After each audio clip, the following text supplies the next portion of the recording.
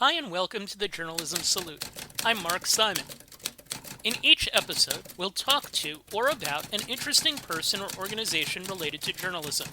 The intent is to show that journalists are not the enemy of the people. Thank you for listening. On today's episode, we are joined by Ken Lemon, a reporter for the Western Bureau at WSOC in Charlotte, North Carolina, an affiliate for ABC and Telemundo.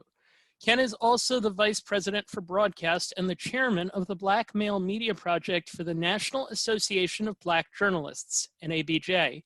The organization advocates on behalf of Black journalists and media professionals with a membership of 4,000. Ken's been a reporter with WSOC for 22 years and has won a Murrow Award and 3 Emmys. Thanks for joining us. Thank you for having me.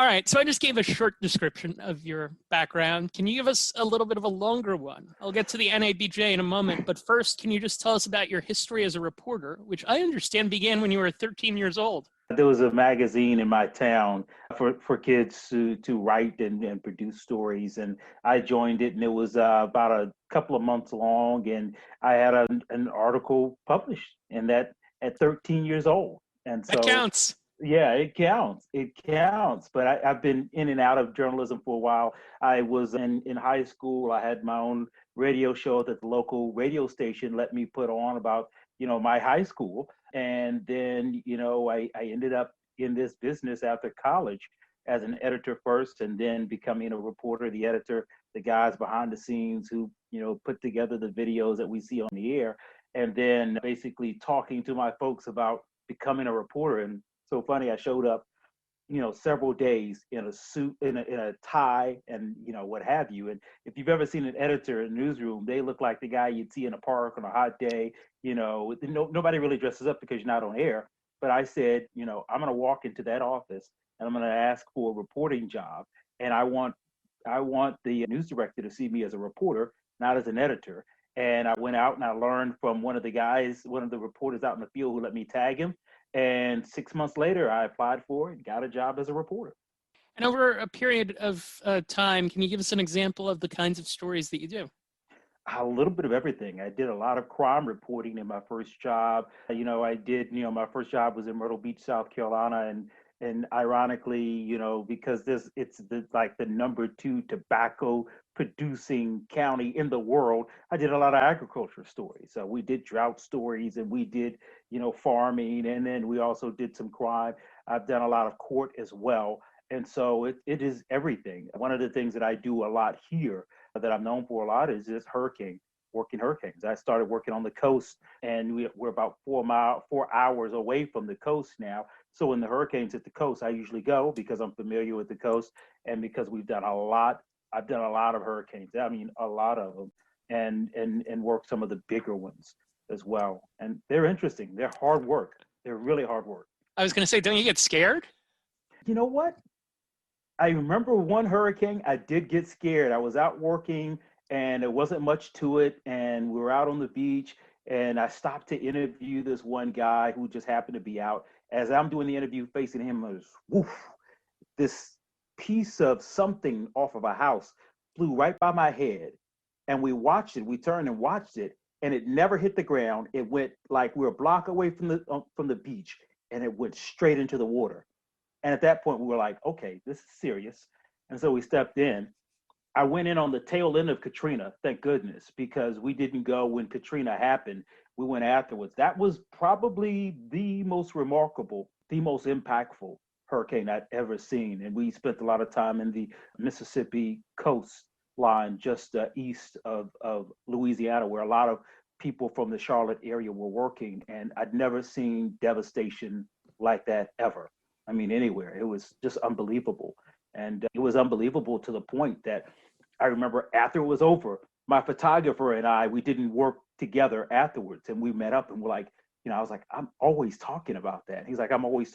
So in a form, we had a small version of PTSD. And I can only imagine how that was for so many people who were down there, who had to go through that. The stories that I heard were remarkable. We met a group of individuals who were out when this thing happened, and they were at a convenience store. And so when the water rose, there was nowhere to go. They kind of left and realized all the roads out are blocked. And they climbed on top of a convenience store, and they stayed there.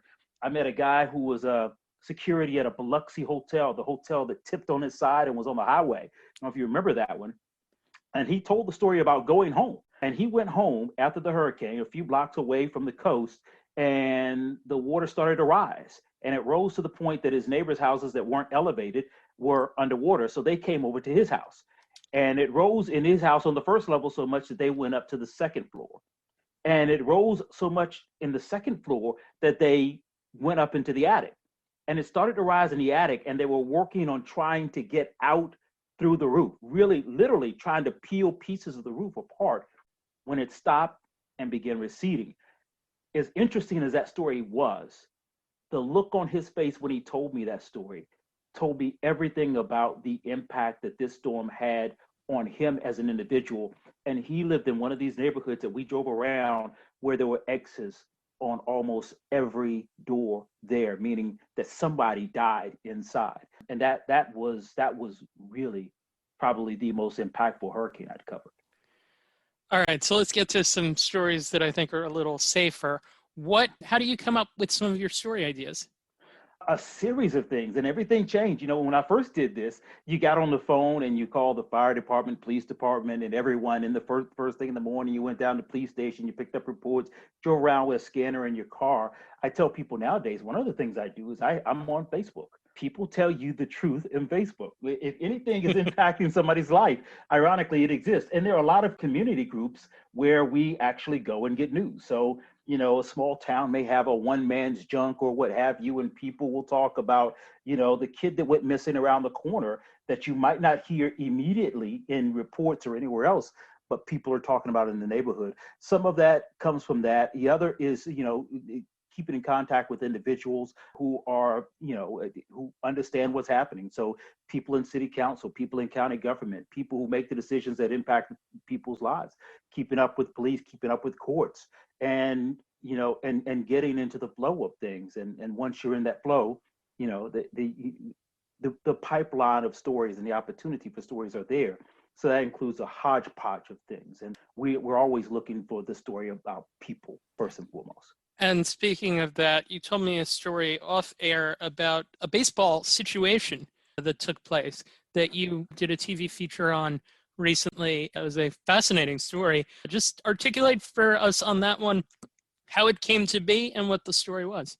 So this is a remarkable story that goes back to the 1930s and the city where I live now and work in Gastonia, just west of Charlotte, and a baseball game, an American Legion baseball game where it was a regional to the World Series, and teams came down to play in Gastonia. And the one team from an area, Holyoke, just outside of Springfield, had a black player in it on that team. And this kid was not just a black player; he was the Jackie Robinson of like Babe Ruth altogether.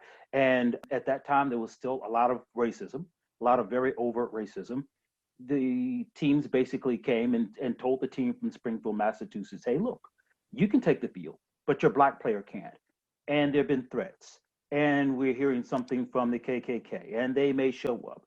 And this young 16-year-old captain who was the star of the team before Bunny, that's the name of the black player, before Bunny came along, stepped up and made this courageous decision. And he basically said, if Bunny's not going to play, we're not going to play. They packed up, they left.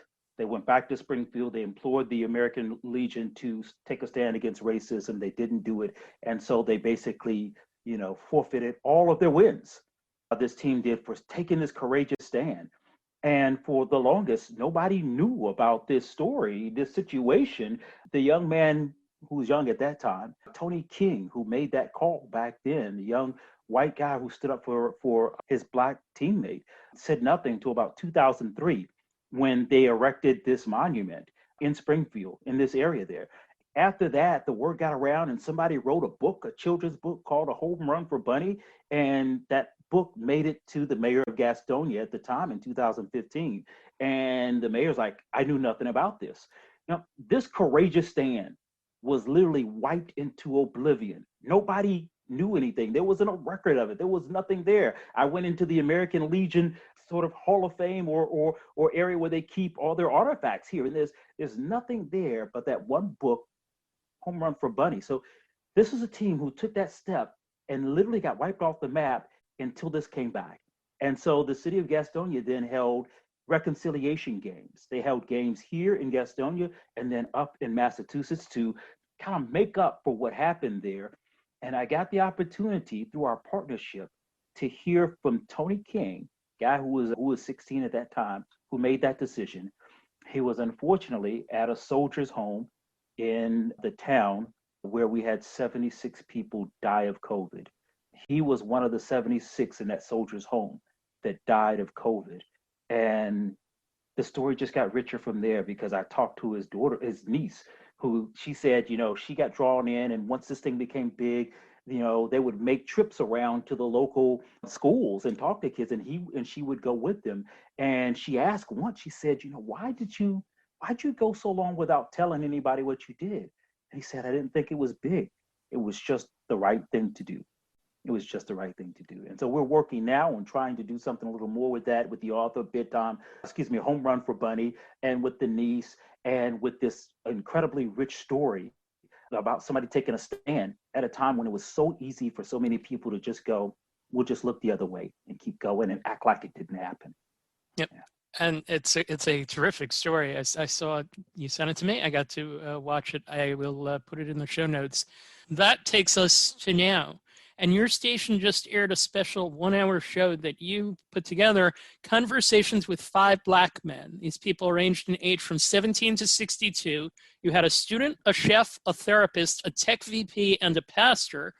To borrow a term from an earlier episode of this podcast, you let them be the experts on their lived experience. And they talked about code switching, coping with daily pressure, systemic racism, and much more. How did that show come together, and what were you trying to accomplish with it? Well, ironically, this actually came from our specials producer.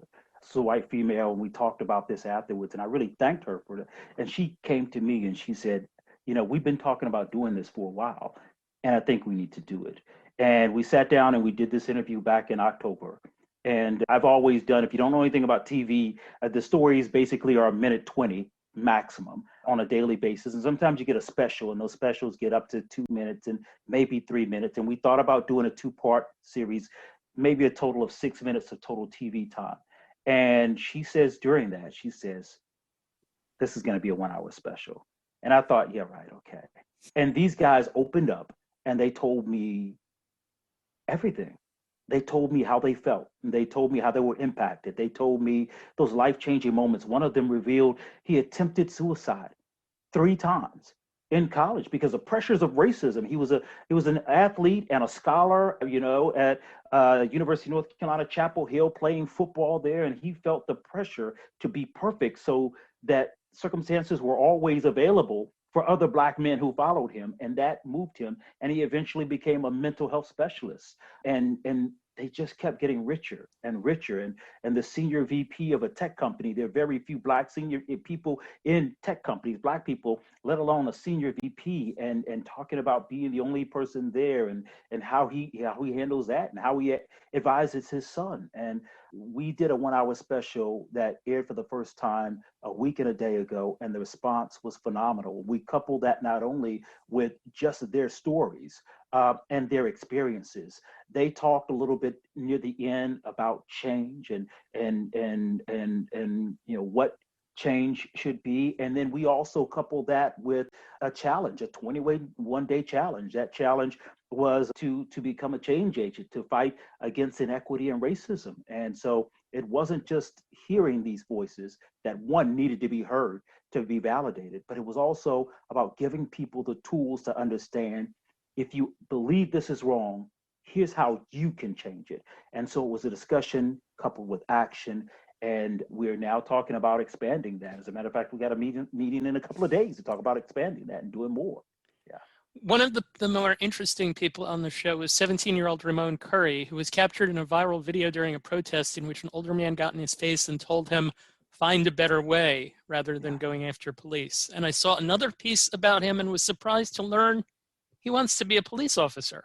He wanted to be a police officer. Tell us about him. Well, it's a remarkable story. This was after the death of George Floyd. There were protests everywhere. I mean, across, internationally, across the globe. And there were protests here in Charlotte. and he snuck out of the house. His mother didn't want him engaged. He was 16 at the time, and he snuck out of the house and he went down to protest. And I was there. It was so amazing. I was yards away, but I was there when they shut down a portion of an interstate, the belt that goes around Charlotte. And it was during that point on that highway that another older man came to him, frustrated over the death of George Floyd, angry, and he was ready for violence. And he was ready to go after the police who were there, and the police were basically escorts. They weren't trying to stop anybody. They were just allowing them to move through and around and stopping traffic around them. And this young man, Ramon, who was, really frustrated, wanting to make change, upset, you could see him listening to that individual when another guy stepped in and grabbed him by the shoulders. And he says to the three of them, he says, "Look at these generations of men. Here I am." He, the guy who did this, who stepped in, he was in what you might consider a younger adult, 20s, 30 maybe. The guy who was the influencer, trying to influence towards a negative action, was an older guy. And here was Ramon there. And he says, "Look, what we're doing isn't working." And he implored him to find a better way. And somebody happened to be around recording that moment and posted that moment, and it went viral. And the guy who issued that challenge ended up on, Good Morning America, or one of the morning shows. And that was a moment that this young man who stepped out of the house, his life was changed forever, because he went out believing that just standing out could make a change. He was challenged by someone to change by taking a negative action, and then redirected by somebody. And he's living with that challenge, and he's thinking about that on a constant basis, about things he can do to make the world better. How did you get him to open up? Well, you know what? I actually met him. So I did the story with him a couple of days after it happened.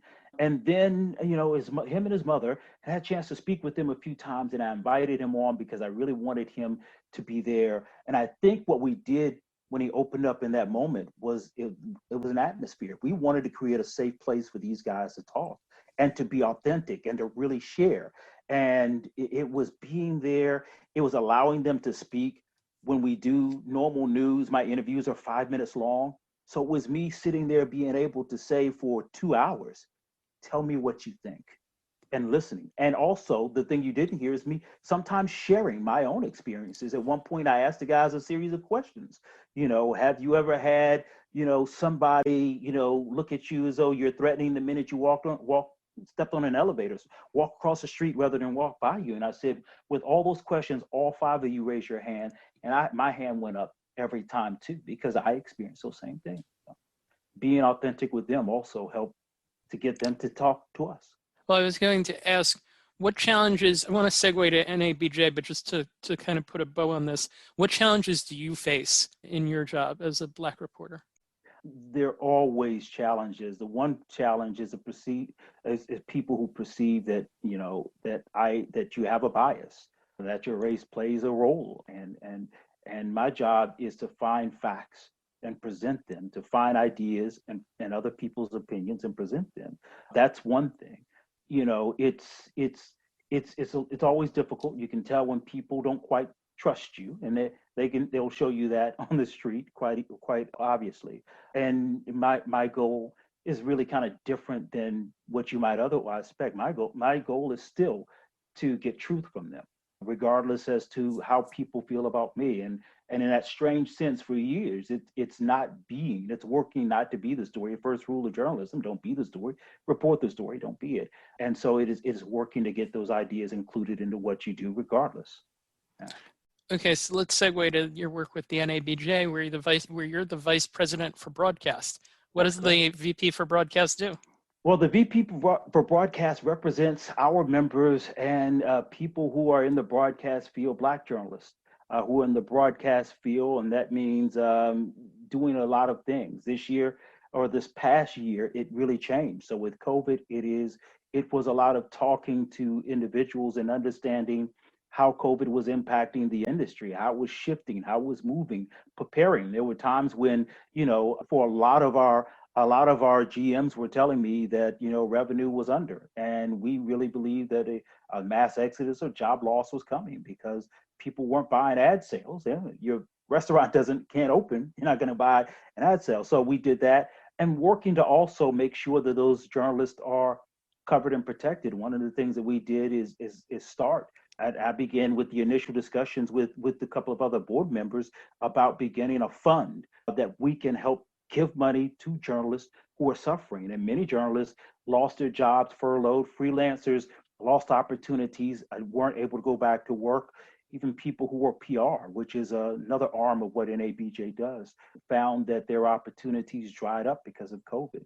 So that's part of it. And the other part that's the most visible is making sure that opportunities are there. It is promoting diversity and fairness for journalists. And that's been kind of a big peg of what we've done lately on a national basis.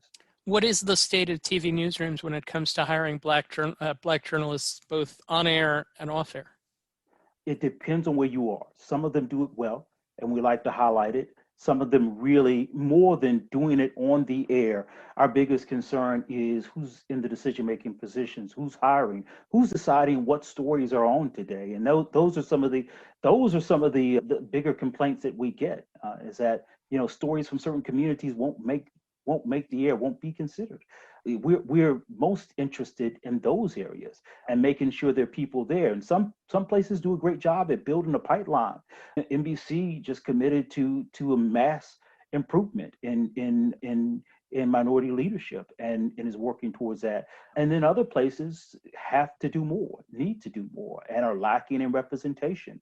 And we think, we know that when you have fair newsrooms and when you have people who can help make sure that you stay away from landmines and mistakes, but also make sure that communities are covered, the newsroom is enriched, your viewership is enriched, the folks who rely on you for the truth get a better perspective than without that. I want to touch on some recent things that have happened in regards to what you're talking about. In my area, I'm in eastern Pennsylvania, and if you live anywhere near Philly, you know who news anchor Yuki Washington is. And the LA Times just had a story about the president of CBS television stations, Peter Dunn, who made derogatory remarks about Yuki. The newspaper's report also said that several black journalists had either left their positions at that Philadelphia station or were blocked by Mr. Dunn or another person there from being hired. There was more to the story related to bullying women. It just sounded pretty gross overall. You can look at other areas. WCBS New York has only one black woman reporting, went a long time without a black male. ABC News, their president just retired. The NABJ has asked Disney to hire a black president. ABC's had its troubles too. One executive left in July after being accused of making racist comments. They've just hired Janice Johnston as the executive producer of 2020. She's the first woman and the first black executive producer of the show. I know that the NABJ is looking for more than that. I see a lot of quotes, both from you and from others, about these stories. What more can you say about what the NABJ is looking to do in these areas? Well, we're still working in good faith in a lot of those areas, and that is promising. That is. Galen Gordon, also a longtime NABJer, put in a high position there at ABC, given that opportunity, a bright individual, bright guy who's going to do some great work there. In those positions, what you have are individuals who were silenced, individuals who were targeted, individuals who were moved and shuffled, a lot of times on the basis of race. That's not right. And it's not hard, it's not difficult to see how that's not right. And you hear the comments that just kind of send a shiver up your spine. More important is when we talk to individuals and you realize that lives are literally being changed because somebody's misconception, somebody's discriminatory thoughts and opinions, and being in a position to impact that. So think of the number of individuals who had opportunities that were missed because someone said no. We actually began work with CBS back in the almost a year ago, as a matter of fact. So we had a meeting with CBS and a meeting with Viacom, and actually our Viacom meeting was pushed back because of COVID. So it's literally about a year ago that we began working in discussions, and it really took a big turn when the LA Times story came out. And again, if you haven't read that, please read it. Some of the things that was said about Yugi was just, it just, It was you shake horrible. your head. Yeah. And the sad portion of that is what's stated there, kind of disappoints, because you think once you get in a position, regardless of how people feel about you, if you affect numbers, if you are able to change ratings and draw people in, that would influence opinion, right? It works in sports, right? Yep. If you win, it almost doesn't matter who you are in sports now. And we found that wasn't the case. People who were not only doing a good job, but drawing people to the product, to that entity, were still mistreated, maligned, and even let go.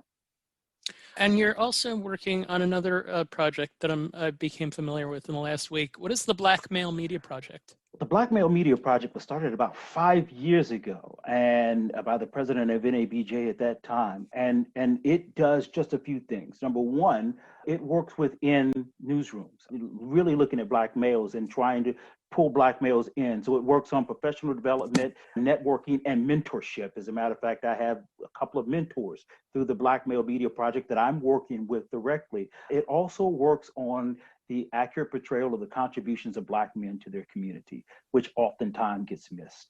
And so we work on those goals. When we started with what we call kind of a corporate day. And so we have chapters, NABJ chapters all across the country. And we ask all of our chapters to be engaged on one day in June with doing projects that accomplish those few things in the way that they see fit. And for our first 4 years, I think it was 3 years, I think it was COVID that kind of knocked us off. We were trending 1, 2, and 3 on Twitter on the day of our corporate event under our hashtag Inspired Black Men.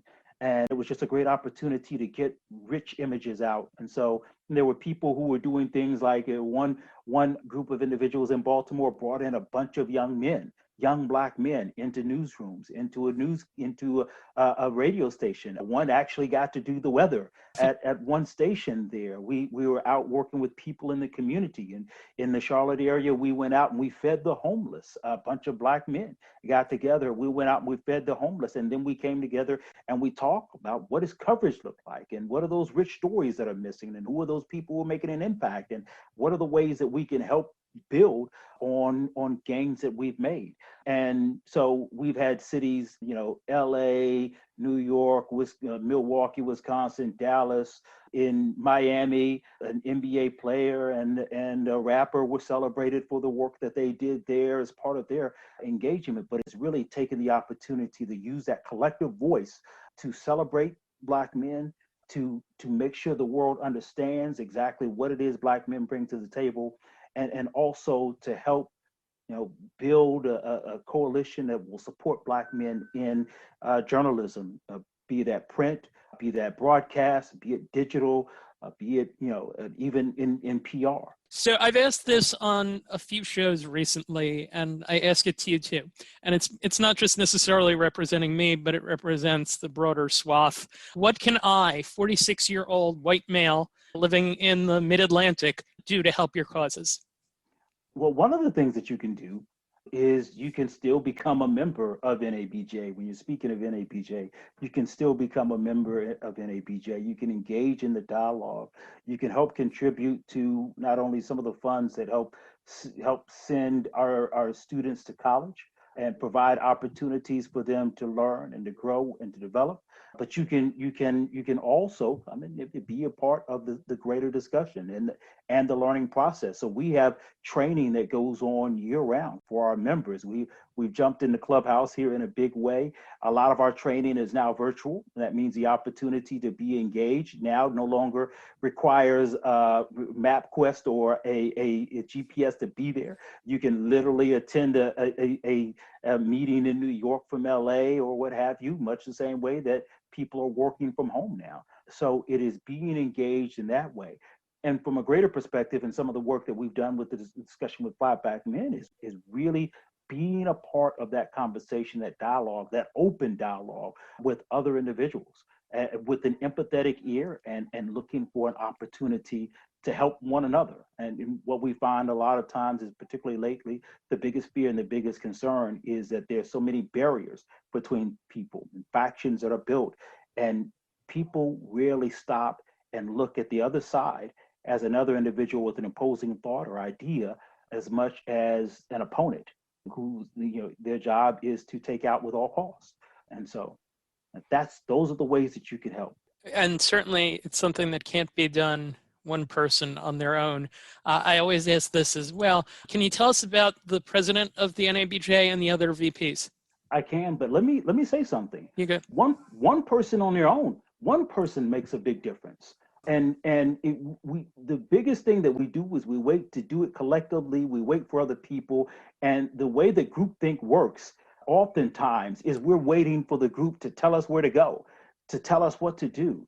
And sometimes what it takes is that one voice to step up and say, this is the way to go. This is what to do. And so one person at a time is still an effective way to help and make change.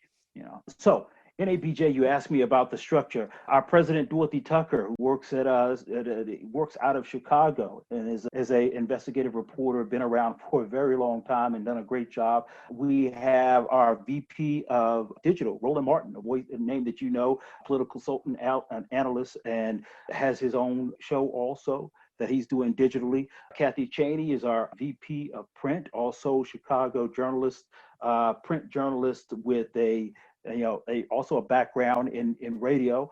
Brilliant individuals. Our parliamentarian, Michelle, I'm going to forget people, our secretary. I didn't mean to do that to you. Who's a good friend of mine, and our treasurer, Walter, who just came on board with us. What we found is a good cohesion. This is a board that works very well, and we have 4 regional directors, and we have representation, academic, PR, students, and we've had an opportunity to make big change. And in the last 2 years that I've been on the board, I've been really proud of the work that we've done. I have 3 questions to wrap up as we kind of hit the close of our show here. It's Black History Month. Can you give me a couple of Black journalists from the past that you would like to salute? Max Robinson.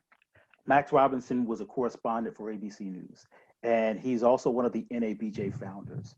And Max Robinson, I'll never forget, as a child watching him on TV, and everything in the room stopped the minute he showed up. And when he was anchoring, everything stopped, and we thought the world of him. We literally, our household hung on the balance of how he did, because the thought was, if he messes up, then it's over for all of us. But we were also immensely proud to see a Black man in that position doing great work and hearing his backstory. That's one. Another is Carol Simpson, who I had an opportunity to meet also for ABC News. Just a phenomenal, elegant individual. And then one recent here that I had an opportunity to meet with, Joshua Johnson. He's now a contributor with MSNBC, former host of 1A on NPR, who I just loved. I love to hear his voices. I told him, you made me late on a couple of stories because I get in the car listening to him, do his thing, and then sat around a little bit long. But 3 individuals who are really compelling to me. Joshua, who I believe is younger than me, but just really good at what he does, and an awesome individual to work with and to be around. He worked with Black Male Media Project for a couple of projects that we had. So we do one advice question per show as well. And I was going to ask something different, but now I want to circle back to the beginning of the show. You talked about all of the different times that you covered hurricanes. So I would be curious what advice you would give to people, journalists, who aspired to cover challenging weather.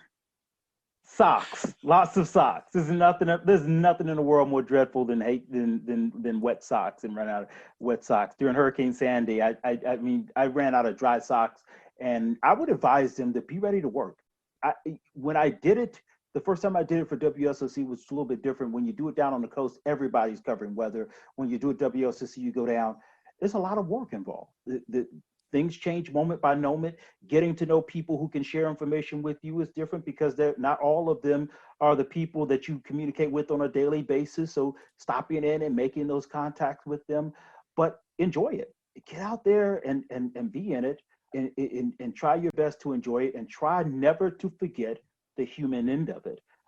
The wind and the rain and all those other things you've seen people, trying to stand, none of that is as important is what it means to the family who can't get out and get that, what it means to the end of get food or cannot find shelter, and those individuals whose lives are completely changed because of what's going on around them. Impact, certainly the thing to remember. All right, last question. Is there a journalism organization or person, ideally not, we like to do something that isn't connected to your organizations and not connected to your organizations, that you would like to salute for doing good work? Well, there are a lot of organizations that do good work. Certainly, National Association of Hispanic Journalists, who have partnered with us, also do good work. A Society of Professional Journalists also do good work. The Ida B. Wells, they also do good work, and they're phenomenal work in investigative reporters and editors. And what I tell young journalists is find these groups. Like, go out and find them, because those are the groups that not only will help train you, but also will help with networking. Those are the places where you'll find the journalists who've been working a long time, where you'll find the editors and news directors and managers and the individuals who are going to see you working hard, growing, developing, sharpening your sword, and getting better at your craft, and say, that's the person who should be given an opportunity. Yeah. And Lemon, thank you for taking the time to join us. Thank you. I want to take a second to reference the NABJ's commitments as listed on their website.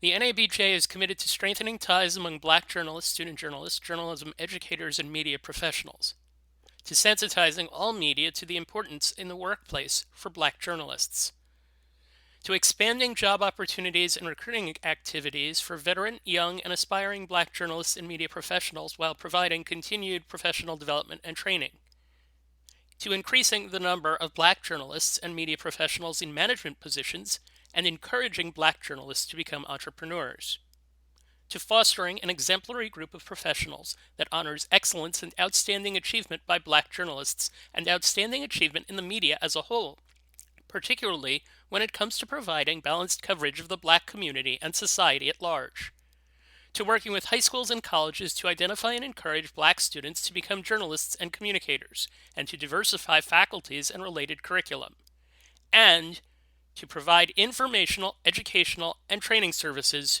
to the general public. I also want to draw attention to something that I'm familiar with in my industry as a play-by-play broadcaster. There is a group, the Black Play-by-Play Broadcaster Grant and Scholarship Fund, that was recently begun by Adam Giardino, that is doing great work, and I asked him to share a little something with me. He noted, of the 200 plus television and radio play-by-play jobs in Major League Baseball and Minor League Baseball, 3 are currently filled by Black broadcasters. A lack of diversity exists across the play-by-play profession, and the Black Play-by-Play Broadcaster Grant and Scholarship Fund addresses many barriers to entry that exist for aspiring Black broadcasters. This fund will lift those who otherwise wouldn't be able to get a start in the field while pushing the industry to more closely reflect the country as a whole. They have already raised in excess of $25,000 through grassroots fundraising and distributed $3,500 to 4 current college seniors for the spring 2021 semester, and have launched a mentorship program featuring over 40 professionals working with nearly 20 applicants from across the country. For more information about the nonprofit and how to donate, go to www.blackpxpfund.com. The Journalism Salute is dedicated to the memory of Dr. Robert Cole, who ran the journalism program at my alma mater, Trenton State College, the College of New Jersey, for more than 30 years. Thank you for listening to the Journalism Salute. Please let us know what you think of the show. You can find us on Twitter at JournalismPod, and you can email us at journalismsalute@gmail.com.